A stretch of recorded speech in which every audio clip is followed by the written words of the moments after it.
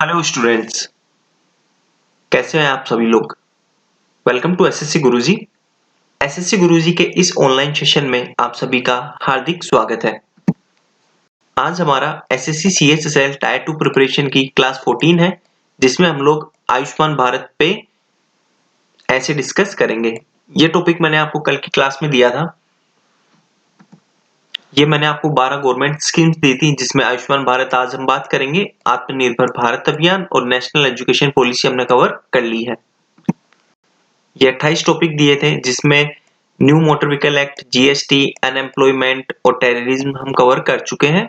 बाकी सारे टॉपिक्स हम कवर कर लेंगे। जो टॉपिक्स कवर नहीं हो पाएंगे उनकी मैं टेलीग्राम चैनल पे पीडीएफ अपलोड कर दूंगा। तो जिन लोगों ने टेलीग्राम चैनल ज्वाइन नहीं किया वो प्लीज टेलीग्राम चैनल ज्वाइन कीजिए। और डेली सुबह मैं करंट अफेयर्स की एक क्लास लेता हूँ। ये मैंने सीरीज चलाई हुई है। जितनी भी गवर्नमेंट एग्जामिनेशन है उनमें 3 से 4 महीने का जो करंट अफेयर्स होता है, लास्ट के 3-4 महीने का, तो वो बहुत इंपॉर्टेंट होता है। तो एसएससी सीजीएल सीएचएसएल के जो एस्पिरेंट्स है उनके लिए बहुत ही ज्यादा इंपॉर्टेंट सेशन है। तो प्लीज वो डेली आप क्लास लीजिए और अपने सभी दोस्तों में शेयर कर दीजिए। आइए बात करते हैं आयुष्मान भारत के बारे में।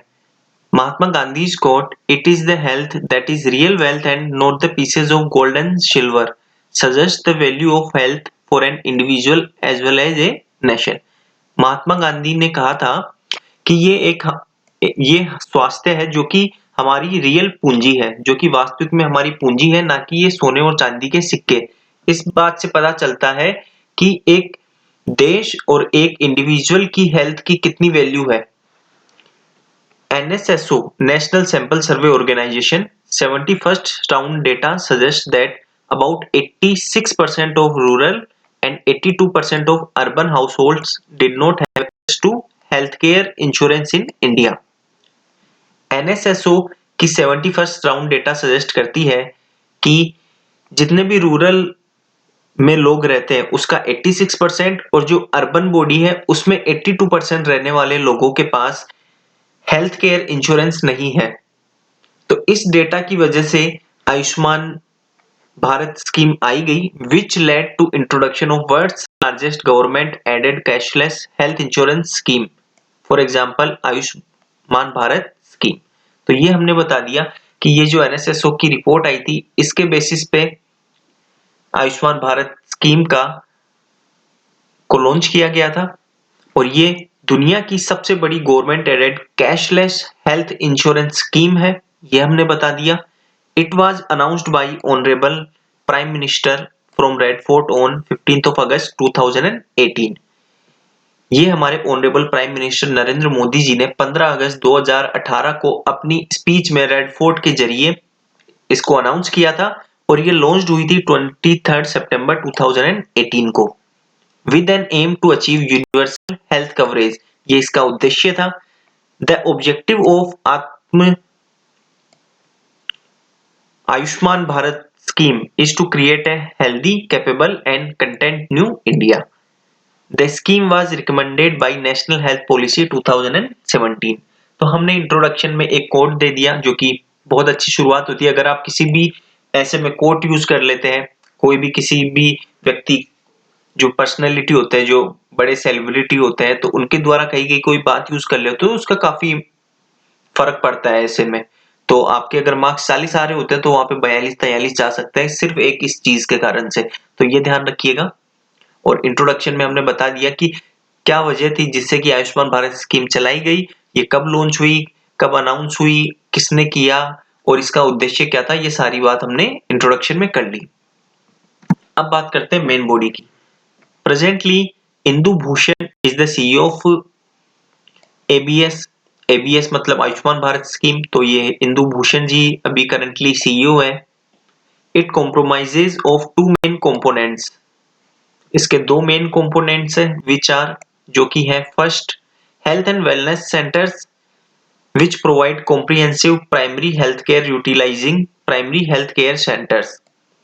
इसमें सबसे पहले आता है कि हेल्थ एंड वेलनेस सेंटर्स जो कि हर डिस्ट्रिक्ट में, हर ब्लॉक में होंगे, जो कि प्राइमरी हेल्थ केयर जो होगी वो प्रोवाइड करेंगे। एंड सेकेंडली, प्रधानमंत्री Jan Arogya Yojana which aims to cover 50 crore beneficiaries from bottom 40% of population. दूसरा इसका मेन कंपोनेंट है प्रधानमंत्री जन आरोग्य योजना, जिसमें 50 करोड़ लोगों को इसका फायदा दिया जाएगा और वो 50 करोड़ लोग हमारी पॉपुलेशन के जो बिल्कुल नीचे के 40% लोग हैं वो होंगे। The scheme covers 3 days of pre-hospitalization and 15 days of post-hospitalization expenses and offers an insurance cover of rupees 5 lakh per annum per family। ये जो स्कीम है सेकंड वाली, तो इसमें क्या होगा कि 3 दिन का प्री हॉस्पिटलाइजेशन और 15 दिन का पोस्ट हॉस्पिटलाइजेशन एक्सपेंस कवर किया जाएगा और इसमें एक इंश्योरेंस कवर होगा एक फैमिली पे 1 साल में 5 लाख रुपए तक का। तो ये हमने बेसिक बता दिया इसका कि इसमें दो कंपोनेंट्स है, दोनों में क्या क्या चीज आती है और क्या फायदे मिलेंगे यहाँ के सिटीजन्स ऑफ इंडिया को। Though with time the scheme also emerges with some challenges. हालांकि टाइम के साथ साथ कुछ चैलेंजेस भी इसमें आए हैं।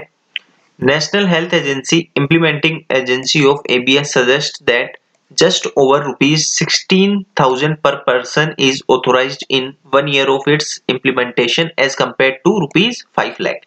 तो अब चैलेंजेस की बात कर रहे हैं, तो चैलेंजेस में आया कि जो एनएचए है ये सजेस्ट करता है कि केवल 16,000 पर पर्सन ही ऑथोराइज किया गया है, जबकि बात की गई थी 5 लाख रुपए की स्टार्टिंग के 1 साल में। डिले इन मॉनिटरी ट्रांसफर, जो ट्रांसफर है, जो कैशलेस चीजें हैं कि आपको इंश्योरेंस मिलेगा, आपका जो एक्सपेंस कवर किया जाएगा, तो उसमें काफी डिले देखने को मिल रहा है कि काफी देर बाद लोगों को पैसा मिल रहा है। वो घोस्ट बेनिफिशियरी मतलब जो फेक, मान लीजिए एक तरह से कि फेक तरीके से कर रहे हैं। Conversion of OPD patient into IPD patient, जो ओपीडी पेशेंट होते हैं उनका खर्चा कम होता है, आईपीडी का ज्यादा होता है, तो ओपीडी पेशेंट्स को कन्वर्ट कर लेते हैं आईपीडी।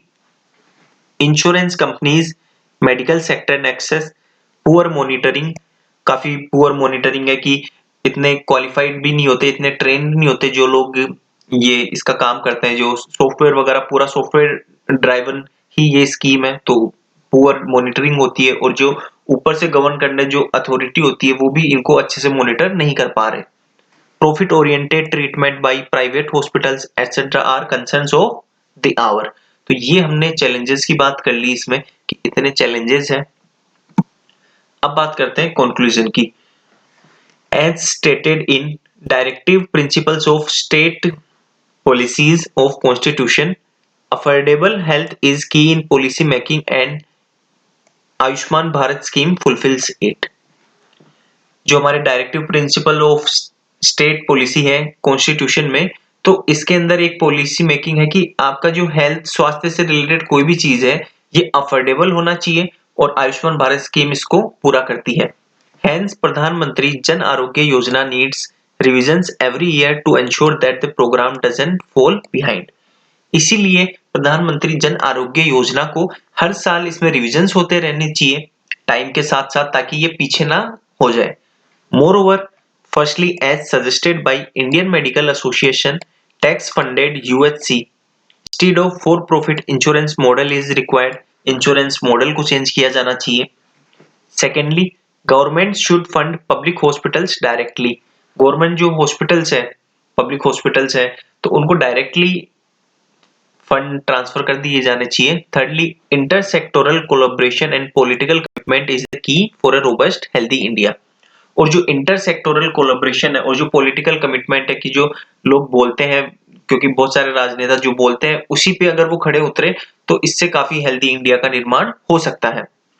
और इसमें बाकी हम सुझाव दे सकते थे, अपने सजेशंस दे सकते थे कि जो हेल्थ प्रोफेशनल्स है उनको अच्छे से ट्रेनिंग दी जानी चाहिए, अच्छे से मॉनिटरिंग होनी चाहिए, इनकी एक ऊपर गवर्न, इनको ऑथोराइज करने के लिए एक अलग से कमेटी बनाई जानी चाहिए। तो और भी सजेशन आप अपनी तरफ से ऐड कर सकते हैं।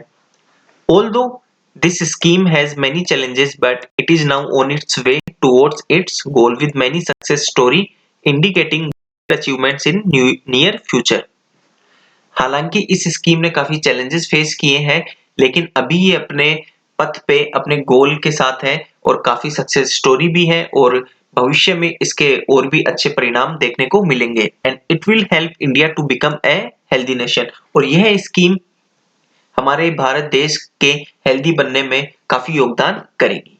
तो ये हमने बात कर लिया introduction, main body and conclusion, जिसमें हमने कोट से स्टार्ट कर दिया जो कि बहुत अच्छा इंप्रेसिव होता है, first impression is last impression. फिर उसके बाद में हमने आयुष्मान भारत स्कीम के बारे में बता दिया कि ये क्या है, इसका उद्देश्य क्या है, किसने लॉन्च किया, कब लॉन्च किया, कहाँ से लॉन्च किया, इसके बारे में बता दिया कि ये स्कीम किस चीज के बारे में है, किन लोगों को फायदा मिलेगा और इस स्कीम में है क्या। फिर हमने इसके चैलेंजेस बात कर लिए, ये चैलेंजेस हैं। फिर हमने बात कर ली कि क्या चीजें होनी चाहिए कि ये चैलेंजेस खत्म किए जा सके और कुछ से इस स्कीम में सुधार आए, वो बात कर ली। फिर हमने एक अच्छे नोट पे इसका कंक्लूजन करके एंड कर दिया। केवल 250 वर्ड्स होते हैं हमारे पास, 250 वर्ड्स में ये बेस्ट कंटेंट है जहां तक मुझे लग रहा है। और अगर कुछ आप चीजें चाहें, वैसे मैंने ये कंटेंट आपको 300 वर्ड्स का दिया है, अगर आप कुछ और चाहें तो इसमें से भी आप कुछ इंपॉर्टेंट चीजें उठा सकते हैं और कुछ अपनी तरफ से भी ऐड कर सकते हैं जो कि ज्यादा इफेक्टिव हो, जो कि आपके और आपके एग्जामिनर के बीच में इंटरेक्शन को बढ़ा सके, तो वो आप अपने में यूज कर सकते हैं। अगर आपने मेरी वीडियो नहीं देखी, मैंने एक वीडियो बनाई है जो पहली क्लास ही जो हमारी थी इस कोर्स की, हाउ टू राइट एन ऐसे, तो वो आप देख सकते हैं। उससे आपको आइडिया मिल जाएगा कि किस तरह से आप लिखिए कि आपके और एग्जामिनर के बीच में इंटरेक्शन बढ़े और इंप्रेसिव लगे उसे और आपके मार्क्स अच्छे आए। ओके स्टूडेंट्स, कल मैं आपको एक लेटर डिस्कस करेंगे हम लोग। फॉर्मल लेटर रहेगा। आपका नाम मोहित है, आप कुंदन नगर बलिया के निवासी हैं। आपको एक लेटर लिखना है आपकी नगर पालिका के चेयरमैन, नाम नहीं दिया हुआ, क्या किस रिगार्डिंग लिखना है ये मैं बता देता हूँ। Regarding problems arisen due to stray dogs in your locality, आपके एरिया में स्ट्रे डॉग्स बढ़ गए हैं, उनका काफी हलचल बढ़ गई है, तो इस रिगार्डिंग आपको आपके नगर पालिका के चेयरमैन को एक फॉर्मल लेटर लिखना है। तो ये लेटर हम कल की क्लास में डिस्कस कर लेंगे। तो आप इस पे लिखिएगा, मैं कराऊंगा तब आप एनालिसिस कर लेना। बाकी आप मुझे सेंड भी कर सकते हैं, मैं आपको रिप्लाई कर दूंगा कि आप में क्या और अच्छा कर सकते थे, किन चीजों का ध्यान रखा जाना चाहिए था। और बाकी आपको कोई भी डाउट है तो आप मुझे इस मेल आईडी पे मेल कर सकते हैं या कमेंट बॉक्स में पूछ सकते हैं। बाकी हम डेली सुबह एक करंट अफेयर्स की क्लास चला रहे हैं, तो जो लोग एसएससी, सीजीएल, सीएचएसएल और आरआरबी, एनटीपीसी का जो फेज 2 आएगा, जिनकी एग्जाम हो चुकी फेज 1 की और जो सोच रहे हैं कि उनका हो जाएगा आराम से, तो वो फेज 2 के लिए तैयारी कर दीजिए क्योंकि करंट अफेयर्स यहीं से तो आएगा। तो सीजीएल, सीएचएसएल, आईबीएसई, आईओ और एनटीपीसी का जो सेकंड सीबीटी होगा, तो उसके लिए बहुत इंपॉर्टेंट सेशन होता है सुबह डेली करंट अफेयर्स का। तो प्लीज चैनल को सब्सक्राइब कीजिए और वो सीरीज देखिए और अपने सभी फ्रेंड्स में शेयर कीजिए। आई होप आप लोगों को वीडियो अच्छी लगी। अगर अच्छी लगी तो प्लीज लाइक और शेयर कर दीजिए और चैनल को सब्सक्राइब कर दीजिए। Thank you.